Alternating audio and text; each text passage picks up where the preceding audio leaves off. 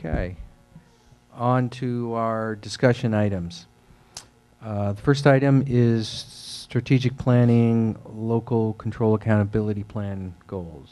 Superintendent? Yes, good evening. The purpose of this item is to bring to the board for approval the work that we've been doing, and we started with parents and teachers, city staff, and university staff in January to help set our focus for our district work for the next 3 years, while we, also to use that to inform our LCAP planning process. I'm very pleased with all the input that we've gotten from parents and teachers, and I think it's these goals are going to really help us move forward. So I'd like to bring these to you tonight and ask for your approval in their current form. Okay. And I had just a few comments, but before getting to the substance, I guess as I saw it, these goals, which, as you said, were developed out of some strategic planning activities conducted by members of the community, teachers, parents, over 2 days in January. We reviewed as a board at our retreat in February, general agreement with direction. They're not really new goals, I guess. I mean, they're updating, I see it, of the goals that we've been working on for several years. I mean, providing basic educational opportunities for all students. It's been in our mission to overcome racist and classist practices for years now. The college and career readiness, deeper learning, that's been a long time goal of the district. The board has indicated its desire to bring in technology into our curriculum and update our classrooms, and obviously we've been working on ECCL for many years. So updated goals, maybe. Yeah, updated. You know, it's minor tweak, but also we're required now by the state to have strategic plan every year. It's called the Local Control Accountability Plan, and we have folks working on that and committees meeting. And I think we're still, I hope, open to take more people to get involved in the strategic planning process over the next over the next couple of months, to map out what should we be doing in each of these goal areas, specifically, concretely. Put that in our local control accountability plan, say what the actions are and what the money is on each of those actions that we're going to spend, and hold ourselves accountable for delivering on those. And every year, under the LCAP, there's an annual update where we will go back and say, well, did we do that? Did we spend that money? Did we carry out those actions? So I think this is a really good opportunity for folks who are interested in helping to craft the district's strategic plan and actions to get involved in this process and help articulate that. Lastly, I would just say I think the motion tonight is not to set these in stone forever. It's sort of a preliminary, in my mind, thumbs up, and we can't really adopt. We're giving direction to the committees and the staff that are working on the LCAP, which needs to come to us for final approval by June 30th this year. So we're not adopting the LCAP tonight, and if these committees generate other directions or flesh it out in a different way, I mean, then we're open to hearing that.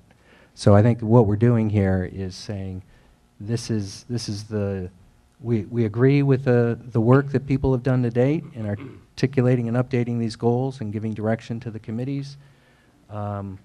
So go forth and make these concrete. Other thoughts and comments? I was just going to add, I think part of what I do like about the approach is that I think we have always been in a situation where, I think last year's LCAP, just as an example, when you have so many priorities where people are lining up and there's many things that need to be addressed, so it does help to have some clarity in terms of what areas will be impacted by X. So I think that is a huge benefit to have had a process, which I know no process is ever perfect, but I think you know, it's important to institute some way, some methodology to ensure that you know, the spending is going to be held to a certain way. Because at this point, I don't know. I think we're pretty clear that there's some things that were instituted last year as to-do items aren't necessarily happening as they should. So I think this would be, especially if this is the first year of the LCAP, you know, that whole huge shift that all school districts had to jump behind. So I think this will help for certain.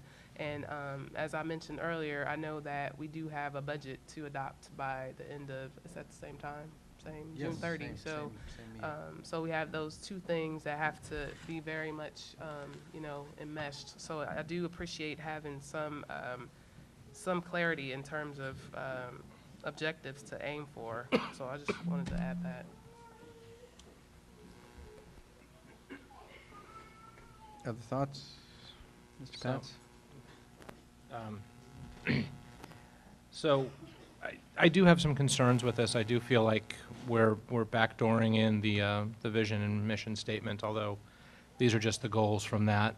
I do have some concerns that we're still spending money on an outside consultant for this endeavor, which I don't know is needed. When we look at the LCAP process, it really is supposed to be an internal process, utilizing staff and the community and parents and even students. And so I think it's a miswording, but I'm just struck by these goals have been presented at multiple parent events, and I don't know that I'm comfortable adopting goals that are presented to parents as opposed to being developed with parents. I know that they were developed at the visioning process because I've seen them before, but I still think when we're talking about the LCAP, we need to be very careful and make sure that it is we're following the correct process.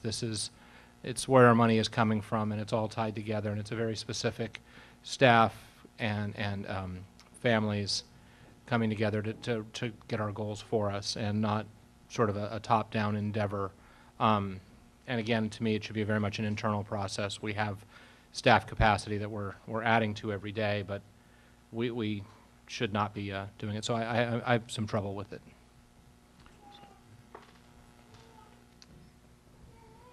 Okay. Well, I think the parents were very involved in the crafting of the goals, and were very much a part of the committee that helped come up with the goals. And secondly, I guess I feel more comfortable with the process as a whole because these aren't coming out of left field, because they are you know, re-articulations and updating of directions we've been moving, and as Member Dice said, a focusing from the, you know, maybe too many goals in last year's LCAP to a more focused approach. But yeah, obviously the issue of parent engagement is one that I care very much about. As some of you know, I was personally, in my day job, involved in the drafting of the local control accountability statute and plans, and personally take credit for convincing the Brown administration to make parental involvement one of the 8 state priorities that we have to be held accountable for, and very involved in the student engagement requirements as well. So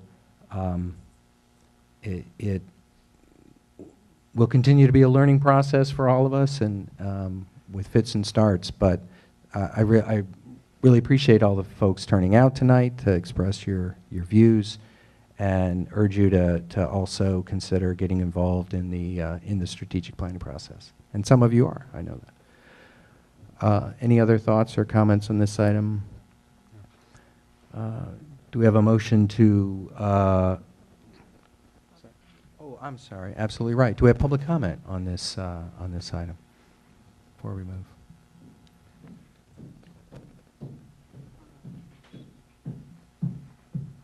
Yeah, please identify yourself. Sorry, I have my teacher shoes on today.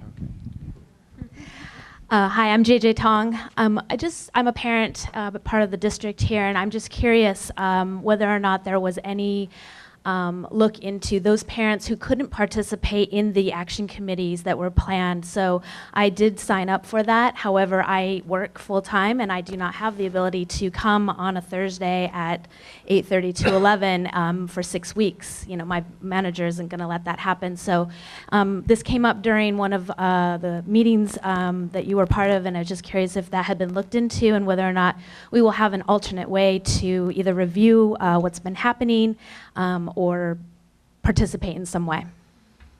Yeah, thanks for bringing that up. There is also required for the district to have a parent advisory committee that is made up of a majority of parents, and I also had a hand in getting that into the law, and so we certainly better do that. And so number one, we have to have a parent advisory committee that reviews the LCAP and that responds and can ask the superintendent questions about the LCAP or comments, and the superintendent has to respond in writing. Hopefully give your name to the superintendent or anyone else here who's interested in being on the parent advisory committee, and because we do need to form that. Number two, and I don't want to start talking about another item before we got there too much, but you'll see there is an item on student engagement coming up, and in there is a proposed board policy that all student and parent committees be held at times that are convenient to parents. Okay, so what I heard you say then, just to make sure I understand, that for the meetings that are happening, we're not going to be involved necessarily unless we can make it to those meetings, but if we want to participate and see what came out of those meetings, we should sign up for the parent committee that will be formed soon. Yes, except I would be happy if some of those current action committees could also meet in evening hours or weekends, and but I'll turn to the superintendent for that to know if you've thought about that or if that's even possible. We have, the issue right now is that the amount of parent input that we received to develop this was very helpful. We have some parents I know, I think you and I may have spoke about this at the art event when I saw you, but right now, because the action committee teams are developing out the work that the teachers primarily are going to have to do, they're a little bit heavier loaded with teachers in terms of the action steps. So I think probably the best avenue for us really is going to be a Saturday 11 a.m. Parent advisory committee or an evening committee. I think I'll probably offer a couple different times. I think that'll probably be our best way to go. Thank you. Yeah. Thank you for the comment. And I think this is an issue because we obviously have to include the teachers. That's another required stakeholder group, and as you say, they're the ones implementing the actions. So we have to work with them too. But we've got to figure out how to do this in a way that serves both purposes. Yeah. And so I'm a little confused. I felt like there was a confusion of two different types of meetings there. What I understood the question to be was that we have a potential mission vision with goals that we're going to at some point, I hope, consider adopting or not. And in that regard, there were some action items attached to it, and committees developed to work on those action items. And those committees were set to be meeting during what we'll call standard business hours. And the response that I heard, the answer I heard, did not relate to adjusting that so parents could participate on the visioning goals, but instead I heard it changed to, well, there's parent participation in the LCAP because, well, that's mandated by law, and we'll make sure that that's during parent accessible times. Am I wrong in that, or is that, you heard it differently? I don't Okay. believe that's what I said. No, I didn't, I was Oh, oh, actually, oh, oh. no, I was talking Oh. to Mr. Raffel, so yeah, I mean, and so I guess my question is, did your question get answered? Yeah, I mean, yes, I hear that I get to participate in parents' meeting. But not in the visioning goals? Okay, Claire, that's, because that's what I heard as well.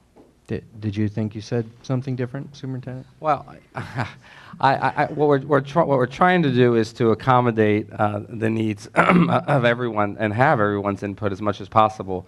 And we do have quite a number of parents who are coming right now, and I know it's not a great time.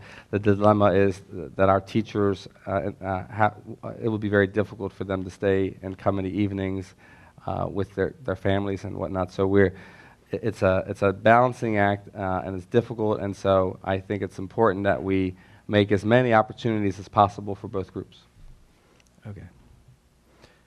All right, so the current action committees do have parents on them who are participating, and other parents who can't articulate those goals or those actions will Absolutely. have access to the Parent Advisory Committee and influence the LCAP and the goals and actions that way. Okay. Further public comment on item G1. Is there any other public comment on this item? Yeah.